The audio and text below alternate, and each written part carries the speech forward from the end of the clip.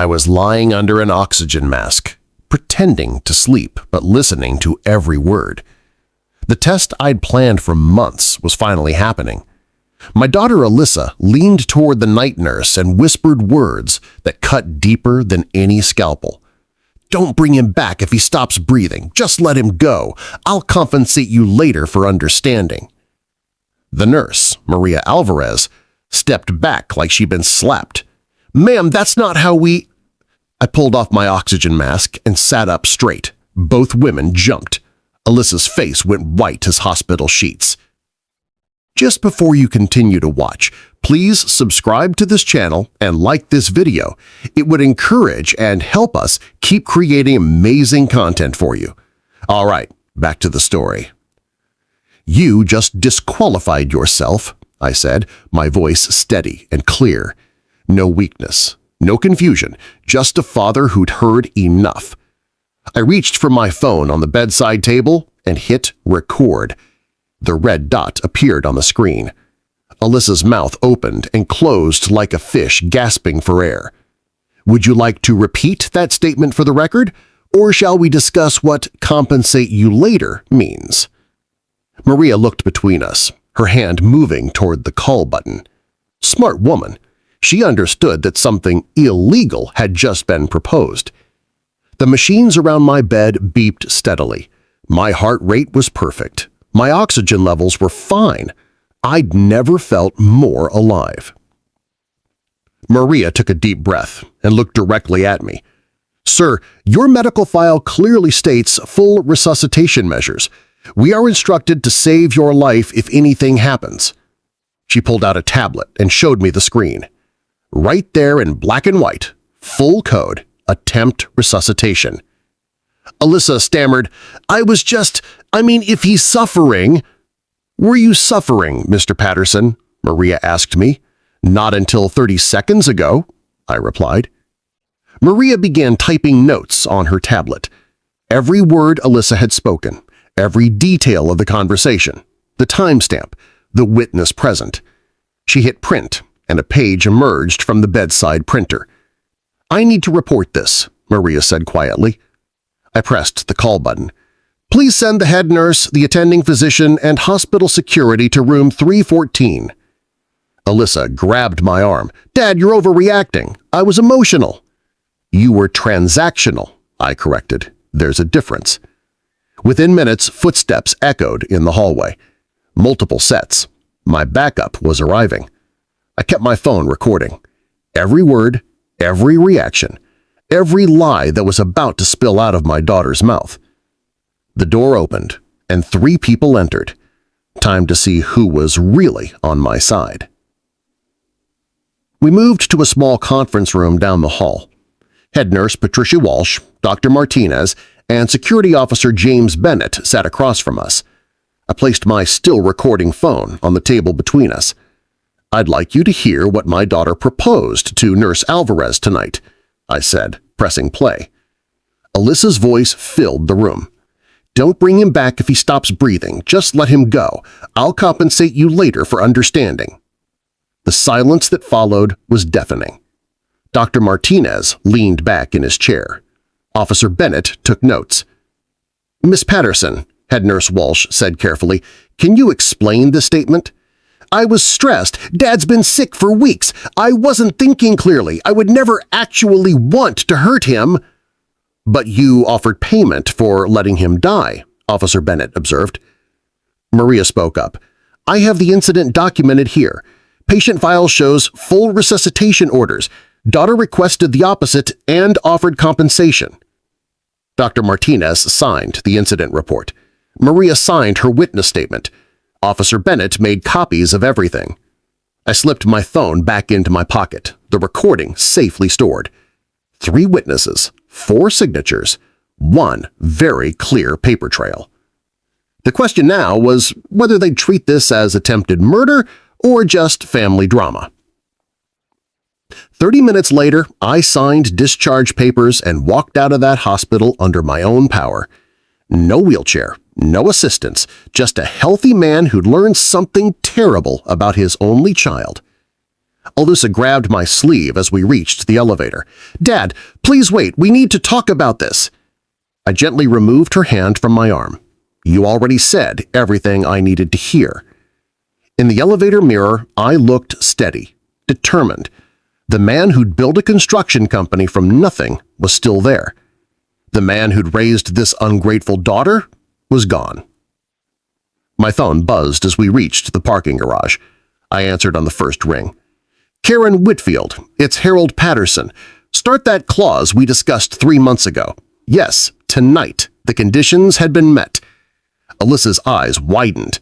"What clause?" I didn't answer. My lawyer's voice was crisp and professional. "I'll have the documents filed within the hour, Harold. The changes will be legally binding by morning." I thanked her. I hung up and looked at my daughter. "You gambled with my heartbeat, Alyssa. Time to see what you won."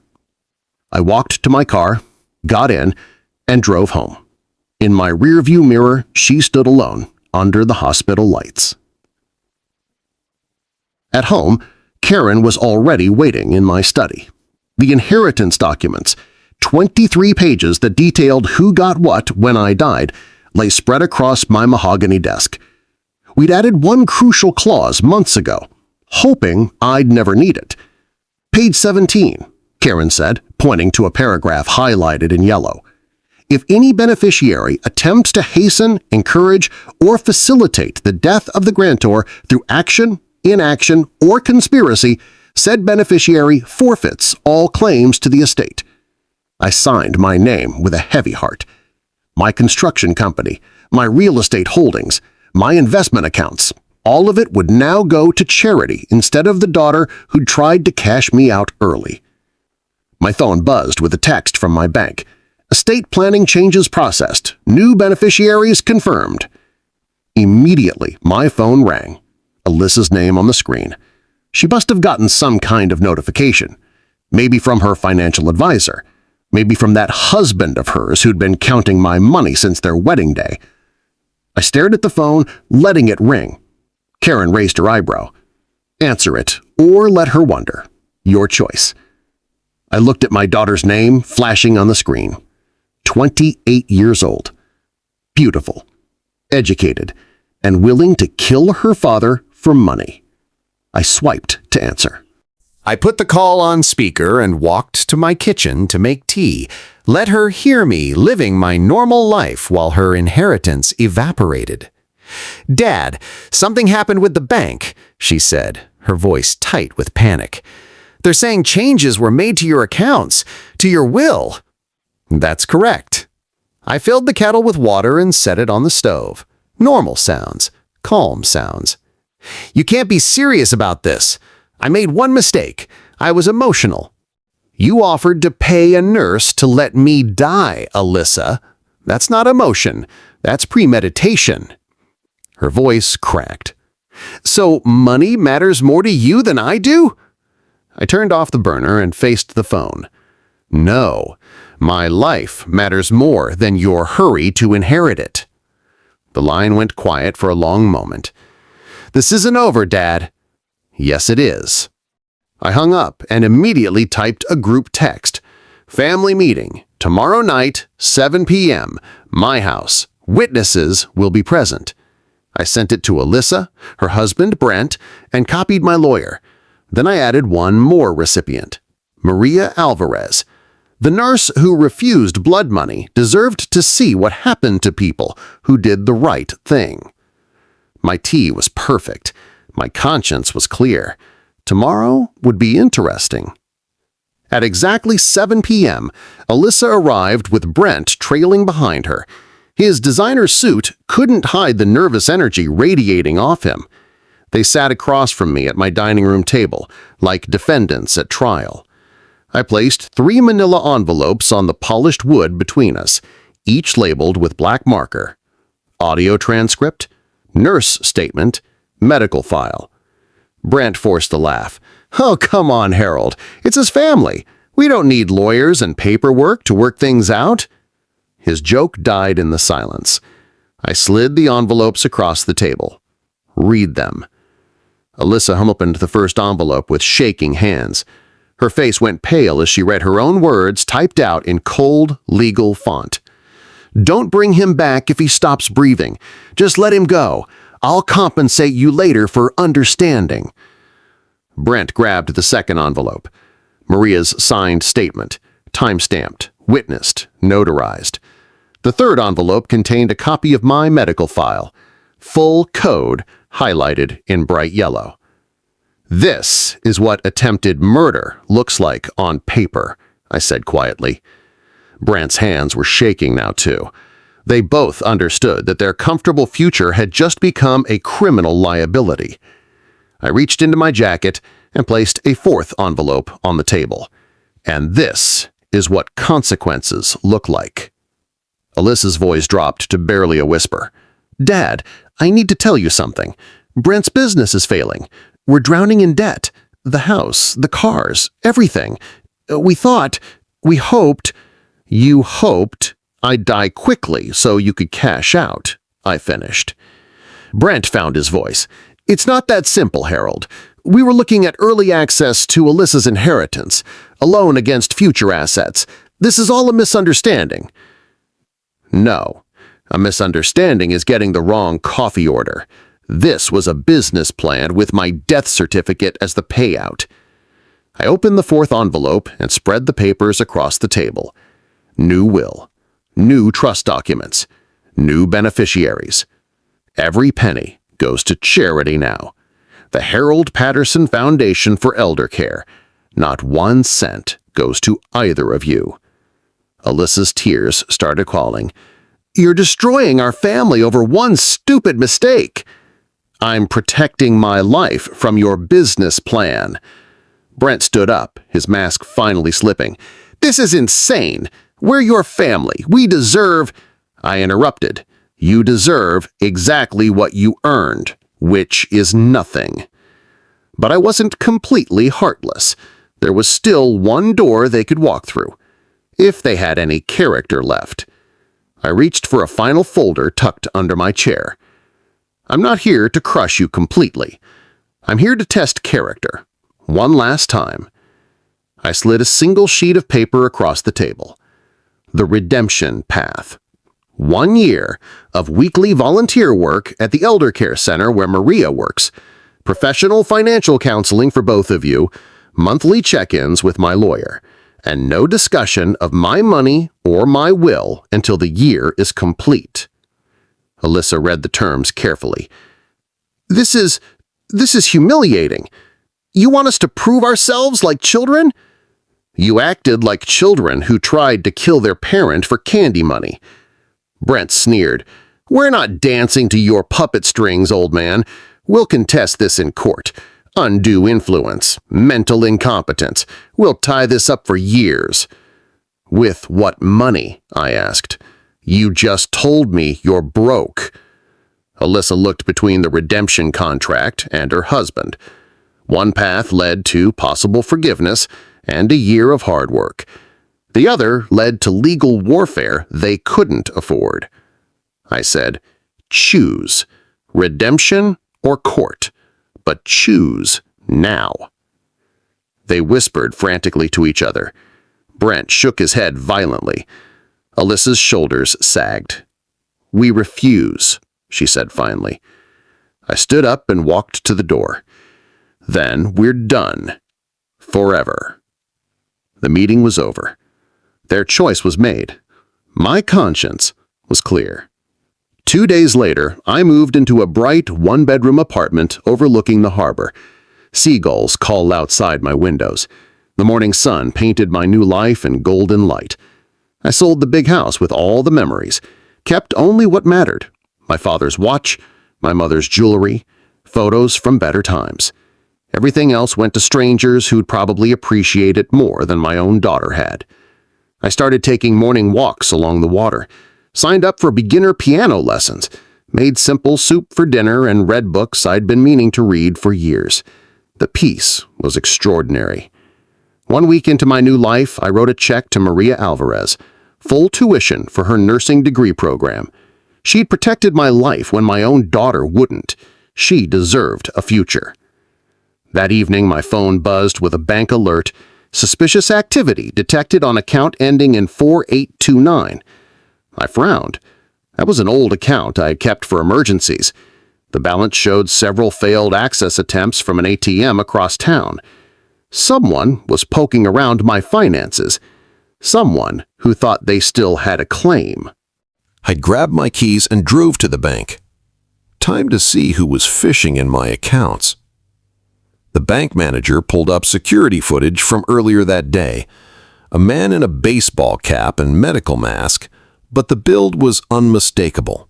Brent's height, Brent's shoulders, Brent's nervous way of looking over his shoulder. "He tried to use a card with your name on it," the manager explained. "Old card from 2019, expired years ago, but he didn't know that." "Can you block every possible backdoor into my accounts?" "Already done, Mr. Patterson. New passwords, new security questions, new authorized users list. He could have your social security number and mother's maiden name, and it wouldn't matter." I felt oddly calm driving home. My daughter and son-in-law were desperate enough to attempt bank fraud. Good to know where I stood. My phone buzzed as I pulled into my apartment complex. "Dad, please, can we talk? Just you and me. No lawyers, no witnesses. I need to explain something." I stared at the message for a long time. Was this genuine remorse? Or was it a setup for another scheme? Against my better judgment, I typed back, "Coffee. Tomorrow. 10 a.m. Downtown Cafe on Harbor Street." If she wanted to talk, she could do it in public where she couldn't try anything stupid. One last conversation. Then I'd know for sure what kind of person I'd raised. She was already there when I arrived, sitting in a corner booth with her hands wrapped around a coffee cup. No makeup, red-rimmed eyes, hair pulled back in a simple ponytail. She looked like the little girl who used to help me build birdhouses in the garage. "Thank you for coming," she said as I sat down. "You have 15 minutes. She took a shaky breath. "I said those words at the hospital. I can't take them back. I can't pretend I didn't mean them in that moment." Her voice was barely above a whisper. "I panicked about the debt, about losing everything, about disappointing Brent. So you decided to gamble with my heartbeat instead." "Yes," the word came out like a confession. "I'm not asking for forgiveness. I'm asking for a chance to prove I'm not the person who said those things." I studied her face for lies, for manipulation, for the calculating look I'd seen too often lately. Instead, I saw something that might have been genuine shame. I pulled a folded paper from my pocket and slid it across the table. "Second chance plan. 72 hours to accept or decline. After that, the offer disappears forever." She unfolded the paper and read carefully. Her eyes moved back to the wall clock behind the counter. Tick, tick, tick. The plan was simple. Weekly 8-hour shifts at the Sunset Elder Care Center where Maria worked. Financial counseling sessions with a certified advisor. Monthly meetings with my lawyer to track progress. Complete transparency about all money matters. And one ironclad rule. No discussion of my inheritance for a full year. "What if Brent says no?" she asked, still staring at the paper. "This is about you, not him. Your choice, your character, your redemption." She folded the paper carefully and slipped it into her purse. "I need to think about this. You have 72 hours, not a minute more." I left her sitting there with her cold coffee and her impossible choice. Love or money. Character or comfort. Redemption or ruin.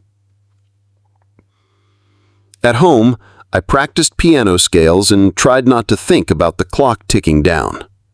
The ball was in her court now. That evening, my phone buzzed with a voice message from Alyssa. I almost deleted it without listening. But curiosity won. I pressed play. Her voice came through clearly, but she wasn't alone. In the background, Brent's voice was unmistakable. He's trying to control you with guilt trips and manual labor. We don't need his money anyway. We can find another way to handle the debt. Another way. The same phrase that had nearly cost me my life. I deleted the message and set my phone aside. The 72-hour deadline suddenly felt like a lifetime. The 72 hours passed like a slow leak in a tire. I filled the time with walks, piano practice, and reading. Anything to keep from watching the clock. When the deadline arrived, my phone stayed silent. I made dinner for one and ate while watching the sunset over the harbor. Peaceful, quiet, final. At exactly 8 p.m., 1 hour past deadline, my phone buzzed with a call from Melissa. I let it go to voicemail. The message was short. "Dad, I need more time. This isn't fair. You're forcing me to choose between my husband and my family." I deleted it without replying. She'd made her choice by not choosing. But the next morning, something unexpected happened. I was walking along the harbor when my phone rang. Unknown number. "Mr. Patterson, this is Patricia Walsh from Sunset Elder Care. I thought you should know, your daughter is here. She's wearing a volunteer badge and folding linens." My heart stopped. "She's what?"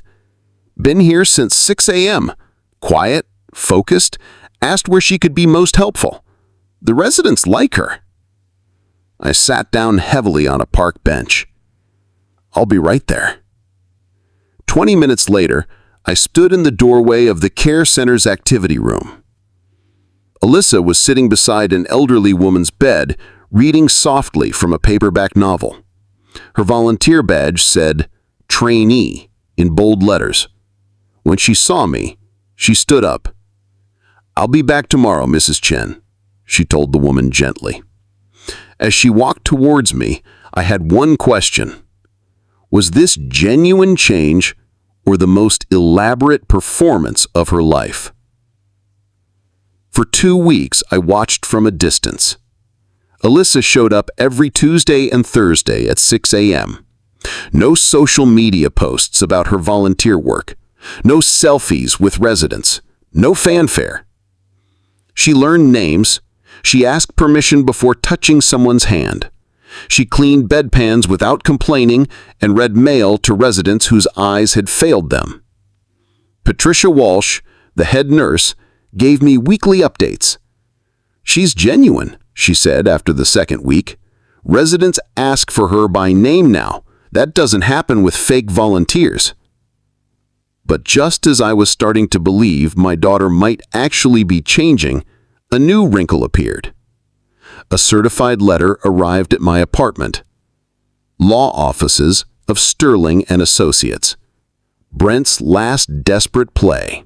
The letter demanded I cease and desist all financial manipulation and emotional abuse and restore all inheritance rights immediately. They threatened legal action for undue influence and elder financial abuse. I almost laughed. The man who'd sent his wife to pressure me into an early grave was claiming I was the abusive one. I forwarded the letter to Karen Whitfield and waited for her response. It came within an hour. "Let them try. We have recordings, witness statements, and documented attempted bribery. They'll lose badly and pay our legal fees." That evening, a small package appeared at my door, Alyssa's handwriting on the label. Inside, I found something that changed everything. The package contained 2 items, a handwritten letter and a stack of bank receipts. The letter was simple. "Dad, I can't unsay what I said at the hospital, but I can do better. These donations went to the Maria Alvarez Nursing Education Fund, anonymous like you taught me generosity should be. I'm not asking for forgiveness. I'm trying to earn the right to ask someday. Alyssa." The bank receipts showed 15 different donations over 2 weeks, small amounts, 20 here, 50 there, but they added up to nearly $800. Money she probably couldn't afford, given their debt situation. I read the letter 3 times, looking for manipulation or hidden agenda. Instead, I found something that looked like genuine remorse. My phone buzzed with a text. Breakfast tomorrow? No money talk, just coffee and eggs. My treat. I stared at the message for a long time. Was I being an old fool, or was this the daughter I'd raised finally coming back to me? Against my better judgment, I typed back, 8 a.m., Harbor Diner. That night, I pulled a sealed envelope from my desk drawer. I'd written it months ago and hadn't looked at it since. On the front, in my own handwriting, big decision, only open when sure. Was I sure yet, or did I need more proof that Alyssa's change was real? I left the envelope sealed and went to bed. Tomorrow would bring another test. Over eggs and black coffee, I slid a manila folder across the diner table. Project Sunrise, a small office I'm funding to help families during end-of-life care, grief counseling, legal assistance, and financial planning. Alyssa opened the folder and read carefully. You want me to work there? 1 month unpaid trial. Clear rules. We audit every expense, we track every hour, we account for every penny. One wrong move, and it ends permanently. She signed the employment agreement without negotiating. That surprised me. When do I start? Today. The Project Sunrise office was modest. 2 rooms, basic furniture, nothing fancy. Alyssa spent her first morning organizing files and learning the computer system. I watched from my car across the street as she worked. No drama, no complaints, just steady effort. At lunch, a man in an expensive suit approached her desk. Through the window, I could see him slide an envelope across her workspace and say something that made her frown. My heart sank. Here it was, the first test of her honesty, and someone was already trying to corrupt her. She picked up the envelope, looked inside, and then made a choice that would determine whether she had any future in my life. She sealed the envelope, wrote something on the outside, and stood up to walk toward the door. This was the moment of truth. Alyssa walked straight to my car with the unopened envelope in her hand. She knocked on my window and handed it to me along with a handwritten note. Her note read, "Man in blue suit offered $500 for fast approval on his mother's assisted living application. I told him we don't work that way. Here's his bribe, A." Inside the envelope was exactly $500 cash and a business card, Marcus Webb, Web Development Corp. No speeches, no dramatic declarations of honesty, just clean hands and a simple report.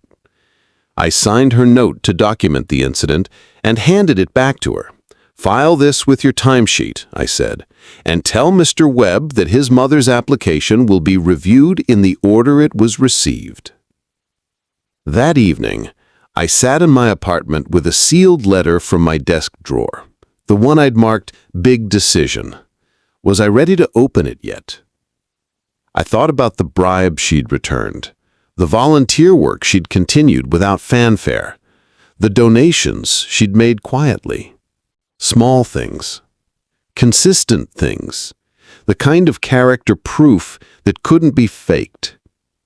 I broke the seal and unfolded the letter I'd written to myself 6 months ago. If she proves herself genuinely changed, consider the Harold Patterson Foundation for Elder Care. Not inheritance, stewardship, supervised, audited with clear boundaries, love with limits, forgiveness with accountability. I read it twice and made my decision. Tomorrow, I would take the next step. I didn't call Alyssa the next morning. I wanted to see what she'd do without supervision. By the time I arrived at Project Sunrise at noon, she'd already processed 3 new applications, scheduled 2 family consultations, and organized the filing system that had been chaos for months. She was on her hands and knees mopping the floor when I walked in.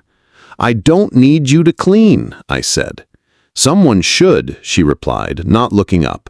"The families who come here deserve better than dusty floors." Before she left for the day, she'd built a schedule that would let a single mother visit her dying father during her lunch breaks without losing hours at work. Small kindnesses, practical solutions. At dusk, Brent appeared at my apartment door. I could see him through the peephole, hands in his pockets, shifting nervously. I opened the door and waited. "We need to talk," he said. "No, we don't." "Harold, please. 5 minutes, man to man." Against my better judgment, I stepped aside and let him in. He stood in my living room like he was visiting a prison warden. "Alyssa is changed since she started this volunteer thing. She's different." "Different how?" "She questions everything now. Our spending, our plans, our priorities. She's not the woman I married." Maybe that was the point. Brent tried charm first. "Look, Harold, I know we got off on the wrong foot, but we're family now. Alyssa and we're a team. You can't just reprogram her into someone else." When I didn't respond, his tone hardened. "If you keep this up, you'll lose her completely. She'll have to choose between us, and I'm her husband. I'm in her bed every night. I'm her future. And I'm the man she tried to kill for money." "That was a misunderstanding." "No, that was a business plan. Your business plan." He stood up, abandoning all pretense. "You're turning my wife against me with this guilt-trip charity work. It stops now, or I'll take this to court. Parental alienation, undue influence. I'll drag your name through the mud." "With what evidence?" "I'll find evidence." "You mean you'll manufacture evidence, like you manufactured that inheritance emergency?" He headed for the door, then turned back with pure venom. "This isn't over, old man." "Yes, it is." After he left, I sat in my favorite chair and waited. If Alyssa was truly changing, she'd face a choice tonight: her lying husband or her own integrity. An hour later, she knocked on my door. Her eyes were red from crying, but her voice was steady. "He wants me to quit Project Sunrise, to stop volunteering at the care center, to go back to the way things were." "What did you tell him?" "I told him I'm not the same person who said those words at the hospital, and I don't want to be." "I won't force you to choose," I told her, though we both knew she already had. "Then I choose myself," she said. "I choose the person I'm becoming over the person I used to be." She'd packed a bag and spent the night at her sister's house. The next morning, she was at Project Sunrise on time, focused on work instead of personal drama. That afternoon, I drove to my lawyer's office with 2 sealed envelopes I'd prepared months ago. "Are you sure about this, Harold?" Karen asked as I signed the documents. "I'm sure she has changed.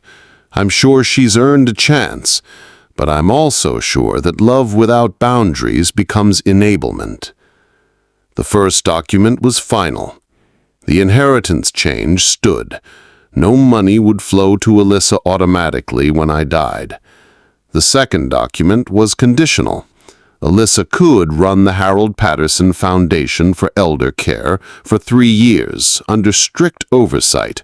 Monthly audits, salary limits, no personal access to funds. One violation and it ended immediately. Accountability with opportunity. Forgiveness with guardrails. "What if she refuses?" Karen asked. "Then I'll know I raised someone who only wanted my money, not my trust."